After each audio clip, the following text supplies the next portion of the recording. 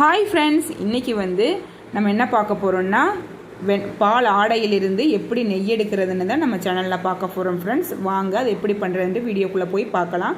இதுக்கு நான் 15 to 20 நாள் பாலாடையை சேர்த்து வச்சுருந்தேன். அந்த பாலாடையை ஒரு மிக்சி ஜாரில் போட்டு கொஞ்சோண்டு ஐஸ் வாட்டர் ஊற்றி நல்லா மிக்சி ஜாரில் ஓட்டி எடுத்துக்கலாம். நம்ம ஓட்டி எடுக்கும்போது அந்த வெண்ணெய் மட்டும் மேலே மிதந்து வரும். பார்த்தா உங்களுக்கே தெரியும். அந்த வெண்ணெயை மட்டும் நல்லா எடுத்து புழிஞ்சி எடுத்துட்டு மறுபடியும் ஐஸ் வாட்டரில் போட்டு ஒரு அலசிக்கலாங்க. அடுத்து அடுப்பு பற்ற வச்சு ஒரு வானிலையை வச்சு அந்த வானிலையை கொஞ்சம் லைட்டாக சூடானோம்னா நம்ம எடுத்த வெண்ணெயை போட்டு நல்லா உருக்கி எடுத்துட்டோம்னா நம்மளுக்கு சுத்தமான நெய் ரெடி ஆயிருங்க. உருகிட்டு இருக்கும்போதே வெண்ணெய் உருகிட்டு இருக்கும்போதே நம்ம கொஞ்சோண்டு முருங்கை இலையை போட்டோன்னா நம்மளுக்கு சுத்தமான நெய் ரெடி ஆயிரும். முருங்கை இலை பொரிய நம்மளுக்கு நெய்யோட வாசம் அவ்வளவு சூப்பராக இருக்கும். அப்படியே சுத்தமான நெய்யும் நம்மளுக்கு கிடச்சிரும் ஃப்ரெண்ட்ஸ். அப்புறம் வடிகட்டி நம்ம ஒரு டப்பாவில் ஸ்டோர் பண்ணி எடுத்து வச்சுக்கலாம்.